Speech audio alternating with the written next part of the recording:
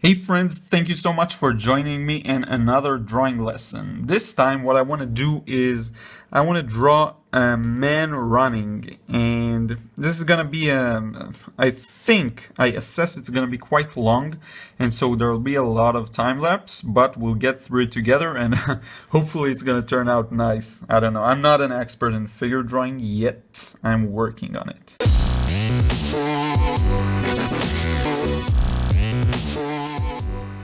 So the first thing we want to do is sort of draw the guides that show us the movement here. Now, when you're running, you'll notice how one of your hands is, most of the time, one of your hands is sent forward and the other one is to the back. So we want to get that in with the motion of the shoulders here. We have this shoulder coming up forward and the hand coming down like this, and with the elbow bent like that. And here we have a fist. If he's frantically running, he has a fist. If he's just, jogging, calm, in the park, maybe he doesn't. I don't know. We'll see. And the other hand is sent to the back. So what we'll have here is a slight foreshortening because the hand is turning backwards. You'll notice how this part is shorter by a very small difference than this part. That's the main thing here. And for the other part of the arm, it goes straight down and we have another fist. And about the line here of the waist, what you want to do is get the exact opposite from here. Why? If you look at people running, you'll notice how when let's say the left hand here, it's on his left, he's running towards us. The left hand is sent forward. The exact opposite thing happens here. Down in the legs, the right leg is sent forward. So we have here the left hand forward together with the right leg forward, and the opposite on the other side. We have the right hand going backwards while we have the left leg going backwards here. And when I add more details, it's going to become more clear what I mean. But for now, let's get this leg down in a very vertical angle, and this is the knee, and we have this leg sent forward here with the foot facing towards us. So I'm going to very, very lightly indicate it, and hopefully you can see what I'm doing here. Let me check. Yeah, you can see. I can go over it a little bit more, so just to be on the safe side. There you go. I'm gonna make the lines a little stronger, even though I don't want to, because I'm gonna erase them later. But for you guys, I do everything. So I'm gonna make this line a little stronger here as well. Great. Now we'll finish this up, and then I'll go into time lapse to add more details. But let's talk about the left leg here. It's to the back, and also you can't even see the lower part of it because it's hidden behind this part. Think that this leg is completely bent backwards like this. I'll just indicate it for us, but we're not going to be able to see this because it's going to be completely obstructed by the hip, I think. Yeah, the hip. Okay, now this line, we can just get a straight line in there. I know a lot of people like to play with the shape of this line. I'm not gonna go into that too much.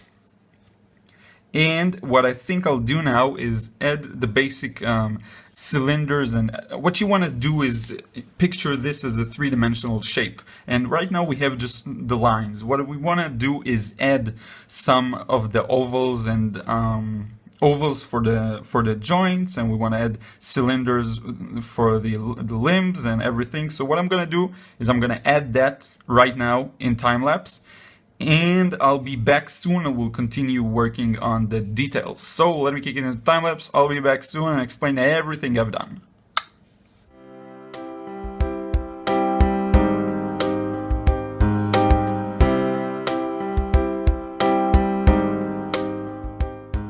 Okay, friends, I'm back. I thought I'd add some hair. I don't know, it looked funny without some hair, so I'm adding hair. And it turns out a bit funnier. Okay, anyway, so as you can see, I've added very, very simple lines that represent the limbs. I don't want to indicate the muscles too much because he's gonna have like a jacket and a shirt and pants and everything, and I think getting this shape is good enough for this example.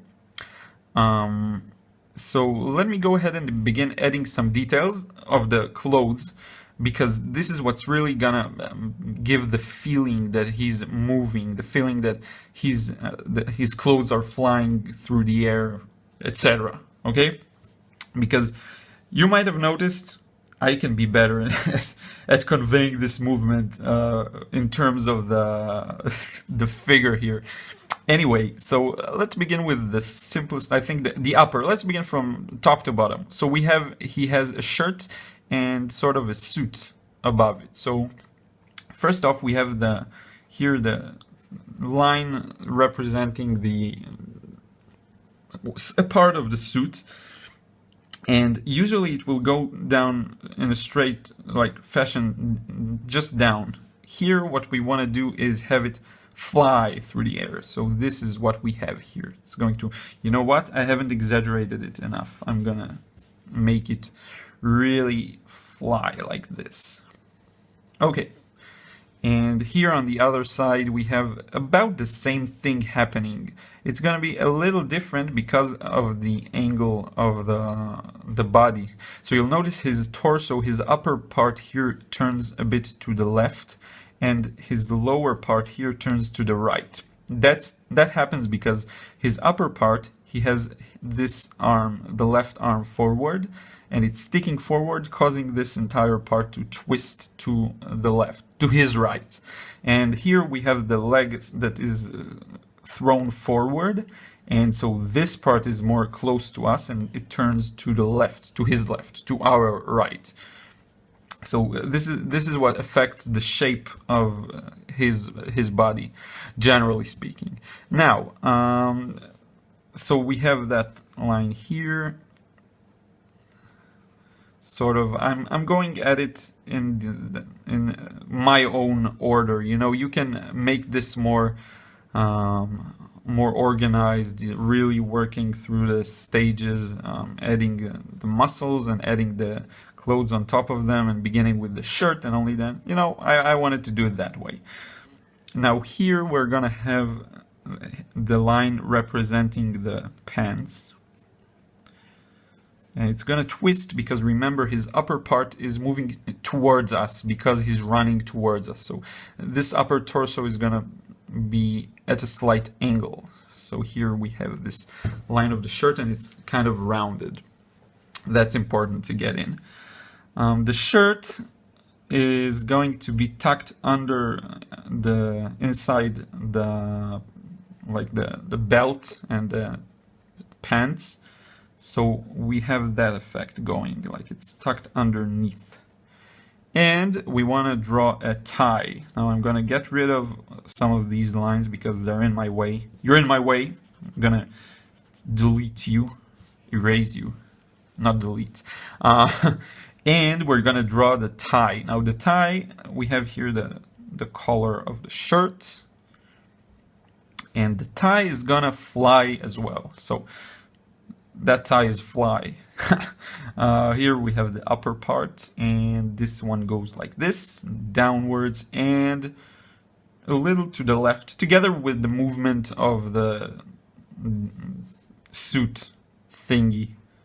If there's a specific word for it, let me know. I don't know.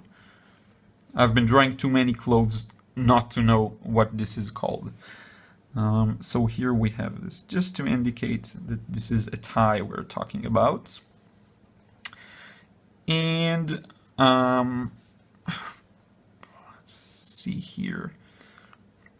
Okay, I really want to indicate, you know what, let's see, this is what we're going to do. I'm going to go over all the upper part in real time, and then we'll go over most of the lower part in time-lapse, because this is going to be a really, really long video, and I don't want to make it extremely long. So let's be quick about it. Here we have this sort of thing that you have in the upper part that I don't know the name of, and on the other side the same thing. And remember, this comes from the back of his head. It goes all around his head, so you need to take that into account. Don't finish that line here, go over a little more, a little further up. And this one, because it twists, we're gonna indicate some twisting here, like that, see, together with this line. Oh, and let's close off that part of the jacket. Again, the thing with these kinds of drawings is that you want to use reference for them, because they're quite a challenge. And here's a big secret: I'm using reference at the moment. I might share it with you if you'll be nice. And and here is the sleeve, so we want to get some of the folds here. So a lot of them are going to come like this, and then we have some curving like that. I've talked a lot about folds, and I actually have a specific course about folds. I might share the link in the description box below the video, because it's an entire topic in and of itself, and it really requires to work specifically on it. I think I'm gonna make a part 2 in which I ink this thing, because it's gonna be very time consuming. Or I may add it at the end of this video. We'll see. Here we have this pocket thing. And what else? We're done with that part. It's important to put an emphasis on this, the seam line, because it's very dominant in this type of clothing items. We have a very strong seam line here.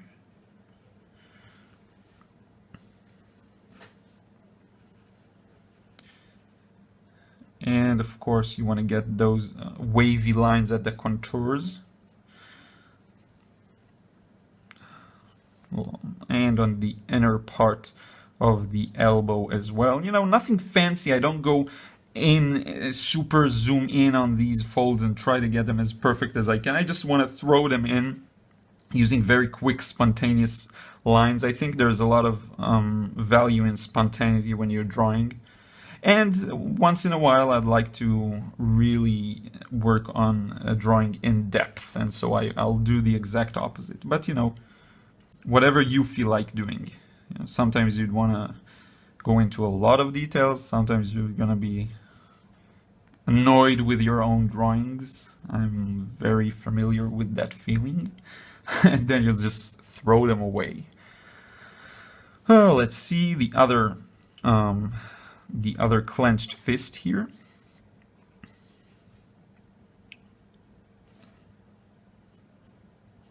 What I do is I indicate the center of this part, and then I divide what's left into 2 more parts, and then I get the 4 fingers like this.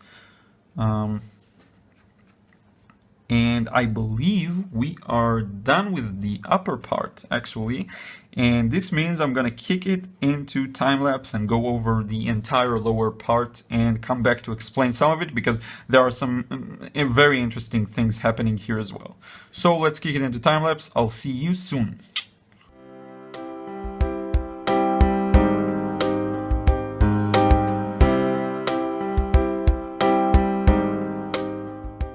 Okay friends, I wanted you to join me on the most important part here. Now, remember what happens with his legs. This one is raised up and flies forward, and so we have a lot of the cloth that bunches up here around near the belt, and I wanted you to see how I got that in, and it kind of twists around his entire shape of the leg here. And don't forget to add the contours, as we've talked about many times before. Check out my previous videos on folds and clothes, and these contours really help convey the folding of these things. And now we're gonna do the most, I think, the coolest part here. We're gonna add that fold line that occurs when you iron your clothes, and it creates this sort of a line here.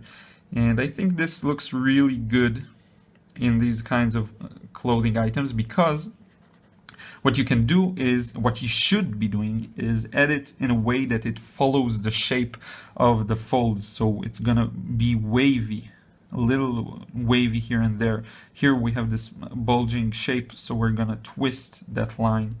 And this really makes the folds pop. And on the other side as well, we can add that line. And it's like a really cool trick to get this to look really good, I think. And I believe this is it. Let me know if you want me to ink this thing. If you do, I will. Or, you know, I might go ahead and do that anyway. And maybe I'll even talk about the inking. Maybe I'll save this for a different video and just talk about the inking. And thank you so much for watching. If you enjoyed this video, I want to ask you to do two things. The first one is to subscribe to my channel so that you get notified when I upload new ones. And the second one is check out my website. That's really, I'm building it right now, but it's gonna be super awesome. And I built a newsletter, and I'd love you to join, and I'll teach you many new things that'll get your drawing to the next level. So I'll share a link in the description. And thank you so much for any support, and I hope I could really help you. I hope I help you. I always hope my videos help you improve, and I'll see you in the next one.